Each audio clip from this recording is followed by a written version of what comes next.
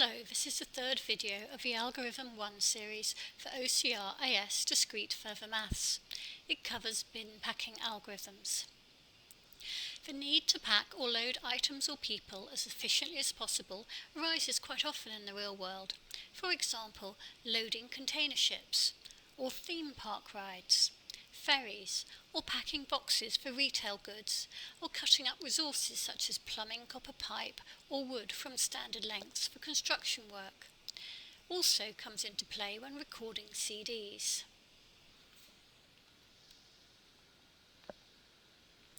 The bin packing problem deals with packing boxes of the same width and depth, but different heights, into a series of bins. We are assuming that because we've got the same width and depth, it's only the height that we need to concern ourselves with, and therefore this becomes a one-dimensional problem, and we only need to consider the different heights of the boxes.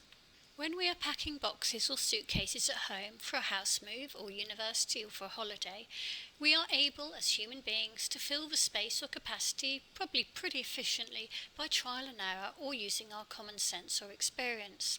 However, for large-scale packing, a computer using a packing algorithm will be more quick and efficient and may lead to saving a company or business a lot of money. Here in this video we are going to look at 4 algorithms for one-dimensional packing. The full bin algorithm, which looks at finding combinations and then the next available slot. The next fit algorithm, which is a bit like first fit but moving on. The first fit algorithm, which just looks at the next available slot. And the first fit decreasing, which means that you order the items in decreasing size first and then look for the next available slot. Something called a lower bound will give a minimum number of boxes or bins required. The word heuristic means finding a good, if not the best solution, so there's no guarantee your solution is optimal, but it's really good in situations where it would take a long time to consider all the options, either as a human being or even as a computer. The ideas of consistency and efficiency linked to complexity and data storage on computers may be used to compare these algorithms. We'll start by looking at the idea of full bin combinations.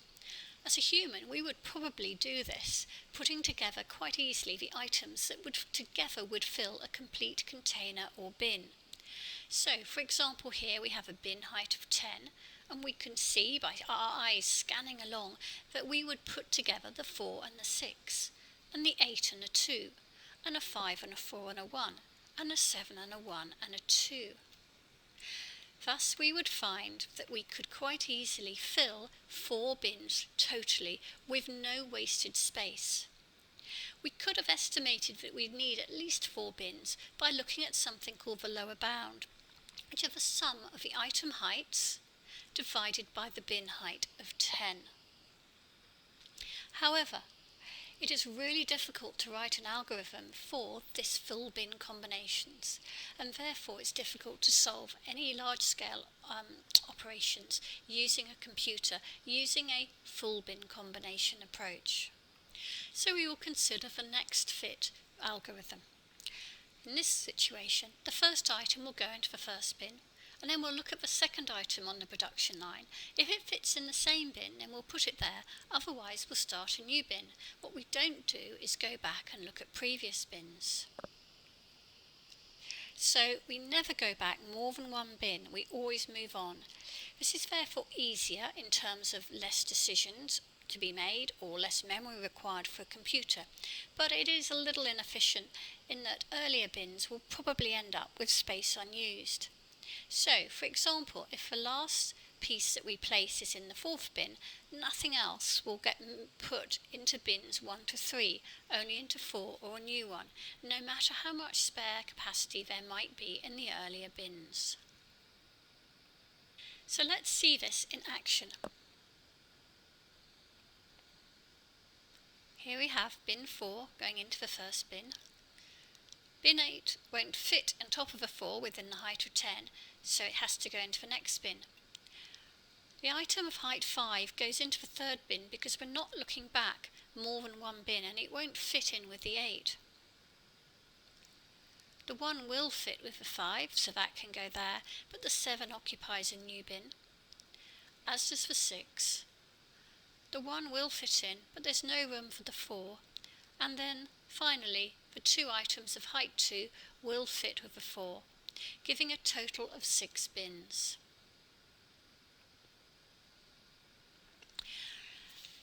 Given that that wasn't terribly efficient, let's try another algorithm, first fit algorithm. In this one, each item is fitted into the first bin that has room for it. If it does not fit, then the subsequent bins are tried in order.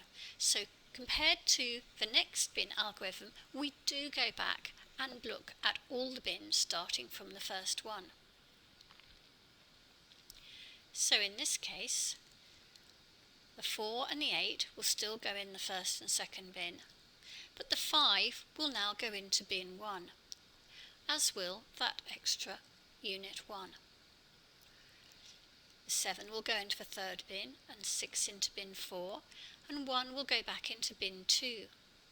The 4 can go into bin 4, the 2 in with bin 3, and then we take the last 2 has to occupy a bin on its own. So we have used a total of 5 bins, which is a little bit better than the next fit, but not as good as the full bin combination. So the first fit algorithm is still a heuristic algorithm, and it's easy to carry out or to program, but there may still be some inefficiencies. And the idea of it being heuristic, remember, is that it gives a solution in a reasonable time frame. However, if the items to be packed were sorted first, then it might be possible to be more efficient. The fourth algorithm we're going to look at is the first fit decreasing algorithm. So to start with, we sort the items into decreasing order of size, and then we use the first fit algorithm. Note that there are algorithms we can use to do this sorting for us, and this will be dealt with in later videos. So let's see how the boxes are now grouped. The largest one gets placed first, the 8, and then 7, and so on, going down the sizes up until the point when the boxes can actually start to be stacked on top of each other. Note that we actually can go back and look at the previous bins, unlike the next fit algorithm. And in this case, the first fit decreasing algorithm has only used the 4 bins again, as the full bin combination one did. So let's compare these bin packing algorithms. The full bin algorithm was not really an algorithm, difficult to program. The next fit algorithm was not very efficient for practical packing, but it was useful in terms of the computer memory storage routines, because it saved having to remember any partially filled bins. The first fit algorithm provided a fast but often non-optimal solution. The first fit decreasing algorithm often gives a better solution than the first fit algorithm. So that someone at Princeton University showed that the first fit packing algorithm could be off as much as 70%, which is why we're saying non-optimal sometimes. The first fit decreasing is never more than 22% off. And then, in general, somebody proved that the first fit decreasing algorithm cannot be beaten, but we're not looking at the proof because it takes 75 pages. However, there are still anomalies that we need to consider and be wary of. The masses in kilogram of 11 items are given as follows, and as you can see, these are given in order of ascending size for the moment. They're going to be packed into boxes that can carry a maximum of 12 kilograms each, and initially we want to use the first fit algorithm to determine the order of packing.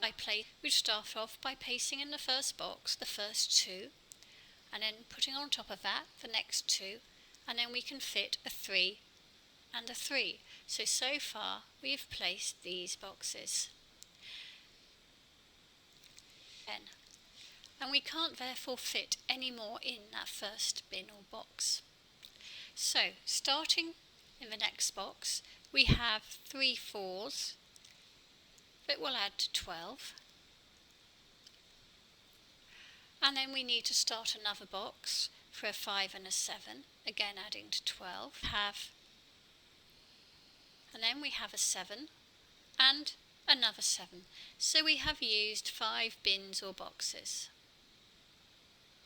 So that was for the first fit algorithm.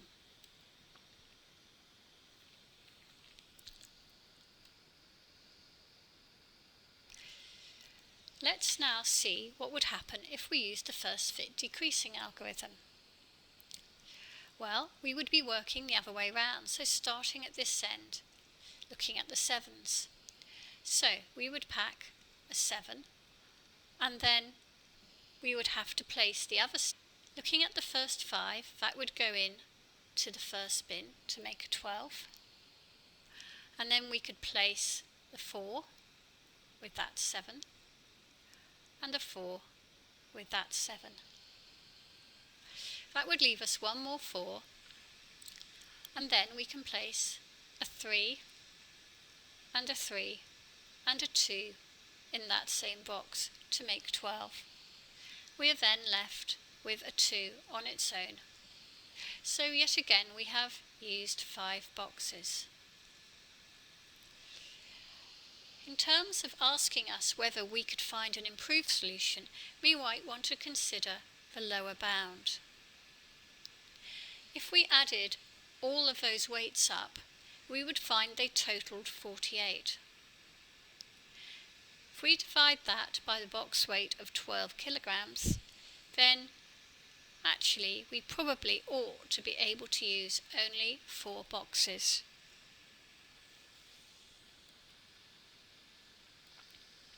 Hence, in this situation, neither the first fit or the first fit decreasing algorithm is that efficient. But then they are both heuristic algorithms. This example 2 is one to try for yourselves, as it shows an interesting anomaly. If you have a 33 weight box and bins of a capacity of 524 weight units, then think about the first fit decreasing algorithm and try and put them in as few bins as possible. For your ease, we've already put the bins in a decreasing order of size. So have a go at that, then take out the 46 and try again and just see what happens. In the next session, 1.4, we will look at an algorithm which will sort a list of items into descending or ascending order, the bubble sort.